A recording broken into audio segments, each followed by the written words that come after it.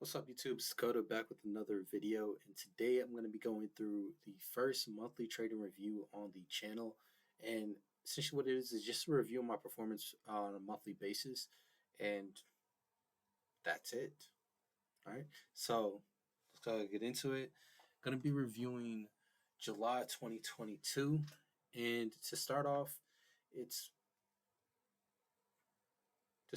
I took 20 trades. I had 6 wins, 14 losses, and had an R multiple of 0.89 R, and had lost negative 1.49% and had an efficiency of 75.93%. And what efficiency is just how well things line up with my rules. How well did I follow the rules? About 75% of the time I was following my rules that I have set in stone. All right. So let's go ahead and get into the actual review overview. Am I satisfied with the quality of my trading with this month? No, my efficiency is below 85%, and I gave up on 2 of my biggest opportunities too soon. And that was actually a common trend during around this time, that I was giving up a lot of the major opportunities. And this kind of looks small on the thing. Let me go ahead and increase this font size. There you go. Should be a bit better. Okay. Am I in drawdown or winning streak? Does it impact my overall mood? I'm in drawdown. At the time, I was in drawdown and not concerned about it. It was just about minus 2.5%. Drawdown easily is recoverable from that point. It's not something I really stress over. I don't really start thinking about drawdown too much until I'm around the 5%, 6% drawdown percentage from baseline. And long run, I knew I would recover from that, so it wasn't a big deal to me. What did I do best? I completed every DTP, DRC, and weekly trading review. So daily trading plan, daily report card, and weekly trading review with great detail after evaluating where my focus needs to be as a trader early in the month with Nelly. What brought my biggest return? Dollar, wow, help me. Dollar Swiss, Dollar Swiss was my biggest return. Can I go ahead and split this up in the right tab? I forget the shortcut for that, but I'll figure it out. So this is my biggest return. It looks like it was a buy for a channel for a CNS. Nice. Did I playbook this already? This should be playbooked. Is this not playbooked?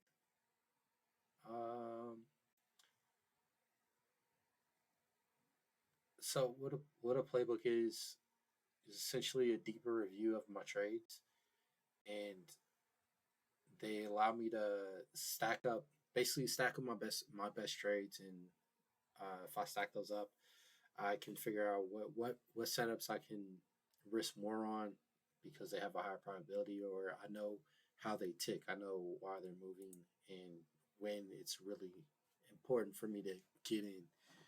Yeah. So this trade brought about a 3.21% gain.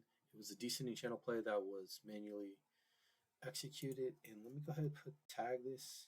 And as I'm going through this, I'm going to be editing. Like, this is my own personal uh, journal.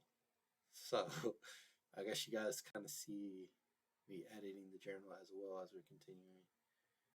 So I'm going to hashtag this CNS first of all and hashtag it playbook. Share.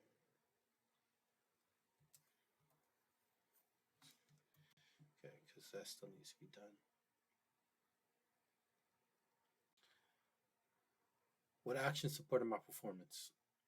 Doing my DTPs and DRCs every day, my daily trading plans and daily report cards every single day really helped my performance, helped me keep a steady plan or know what I was doing for the day and know how I was managing throughout the day with what I was doing. Ensuring my journal was accurately kept up with, taking daily screenshots and writing how I was anticipating the next day's candle to close to remain in ordinance with my idea. And if you follow the Discord channel, you'll notice that I say a lot that I'm looking for tomorrow to close in this way. And like I recognize how today's candle closed, and then I say this is what I'm expecting for tomorrow. That really evolved in June, July last year, where I got that idea, and it really helped me out a lot to just pay attention to the daily candles after I've evaluated everything on my lower time frames.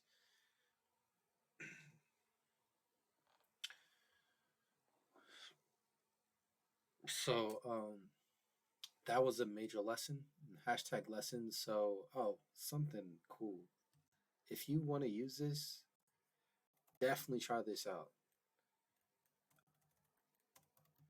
You can tag things, and then I can tag them lesson, and every single thing with a lesson pops up here, and I can just cycle through all the lessons randomly, which is awesome to me. Okay, but yeah, definitely do that. Tag the lessons that you learned, because that was a really important, that was a really valuable lesson to me. It makes my reviews so much easier on a daily basis than just typing out like minor essays. Um, what is one thing I could have done better to improve my performance? Have more conviction in my higher time frame ideas and see them all the way through until they were invalidated.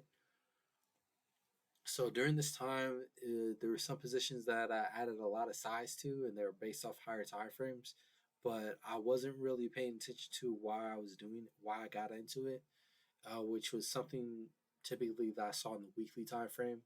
And since wasn't I didn't have that at the forefront of my mind, noting down that hey, this trade that I'm taking right now or that I'm managing, it's based off this higher time frame idea, this higher time frame pattern that I've noticed. So I should go back and look at that and see if it's invalidated there or not, which I wasn't doing at this time, at least not methodically. It was more off the cuff. So that was something that was a real problem that I was having back around this time. Did I miss trades? If yes, what could I have done better to get in? Yes, I missed 5 positions, two due to limit orders being canceled, which is noted there. And can we? I'm gonna figure out how to open this up vertically.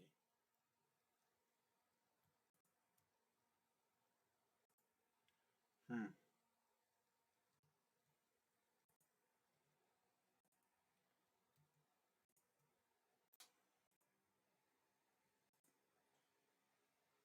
I guess it's not meant to be right now. Well, yes, I finished. Yes, I missed 5 positions. This is one of them. Let's go ahead and open over here. Whoa. That accidentally, that was something I was working on earlier. That I accidentally pasted in here. Dang it. Dang it. Okay, that's something that I'll come back to and fix later. Or we can just fix it now. Why wait?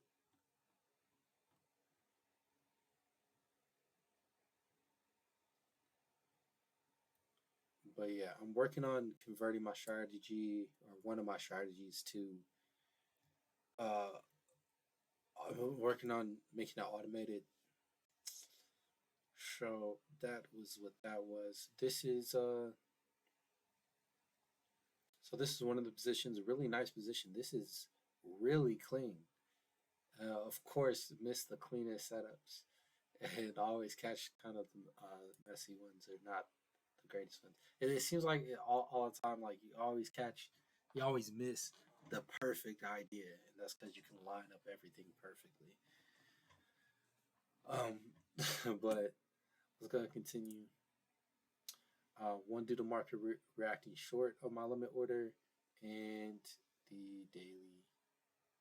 Okay, let's go ahead and see that one. This was a while ago, so but I do still want to check this out.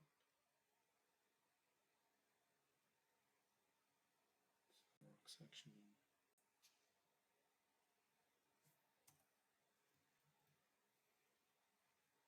Check this out so I can remind it of what it was looking like. Ah, a bullish run, but no. pullback. Not really a missed trade. They just the trade didn't set up.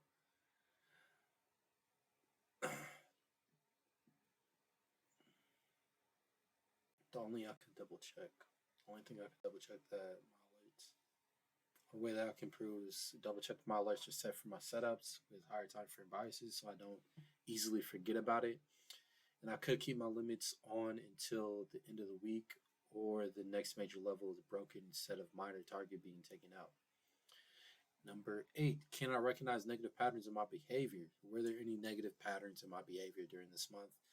Cutting trades too early. I need to have clarity around when I'm willing to cut trades and not. Review trading plan. Also make edits to that, which I need to do a full revamp of this for 2023. Actually, that's something I could be working on now, which that should be fun. Is there anything which I think could improve my performance? What do I want to test? Limit focus on the top two opportunities for each day. This could have allowed less worry and hasty actions to occur on the 27th. On my pairs of interest list, pick two to pay attention to on the daily time frame. Ensure both have higher time frame bias. Also, I noticed on the last 60 trades, only 3 successful trades have had no high time frame bias. Not taking these H1 based opportunities would have saved me about 9.64R. That was really interesting. Have I applied this yet? I don't remember intentionally applying that. But essentially, what I'm saying there is making sure I have a higher time frame, let's just say pattern, higher time frame pattern on a weekly or daily time frame before entering, instead of just basing my ideas solely off the hourly time frame. Which a lot of opportunities that I used to take were just based off of hourly 15-minute time frame instead of the higher time frame.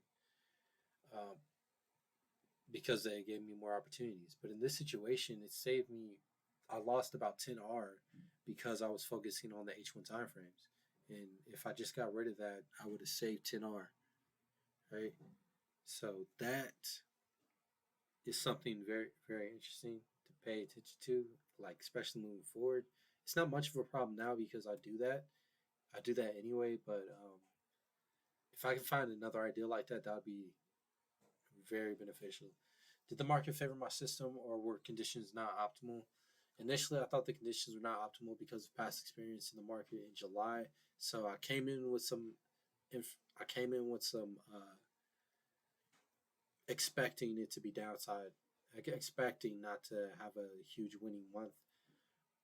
But it wasn't. It wasn't like other months. Like it was actually pretty good with the positions I was in. Had I not cut my winners early this month by at least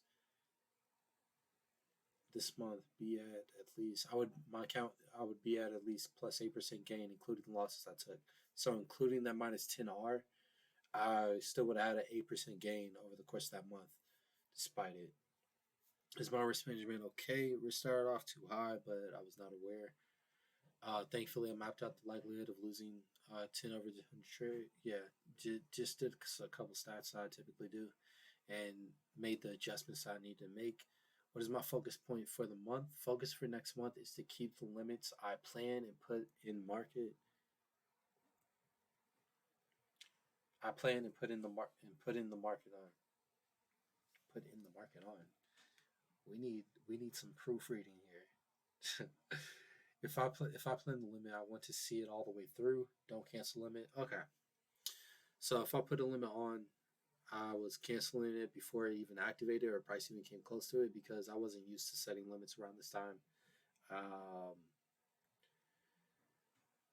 So I was kind of afraid of the limit activating and then just going straight to stops because I was used to just setting market orders. Something we can do is get rid of that black box up there. Uh, what was last month's focus point? How did I do with it? Last month's focus was to ensure my stop gave plenty of room for the trade I did to have a chance to succeed. I started off poor with this, essentially having my stops just too tight, but throughout the month I could see I was getting better and not choosing and analyzing what the area of my stop meant to the market. I was basically putting my stops, giving my trades more room to breathe with the stop losses instead of having super tight stops. Uh, just closing in on the entry like I typically do in my JCP setups. Do I see a change? Why did or did not take action? JPY pairs have reversed. I attempted to take action by getting in early of on the AUDJPY, which we can go ahead and check that out real quick. AUDJPY, getting in early for this sell opportunity. That looks like it didn't play out. Most of I did didn't work. I forgot about the bigger opportunity and missed the prime setup I was waiting for. I can go into next month looking for an opportunity to ride the potential trend down level by level based on the initial shooting star idea. Okay, so that's the week, or not, that's the month actually. Monthly trading review. It was average. Again, had a ton of losses, but had a ton of losses and a few winners, but overall percentage NR is really good. And this is a prime example where you can have a positive R but negative percentage, and also that the amount of winnings, losers, like it's not that important if you have other things that can make up for those losses, right? So such as my R on opportunities, R and risk. But hope you guys enjoyed that video, and I will catch you in the next.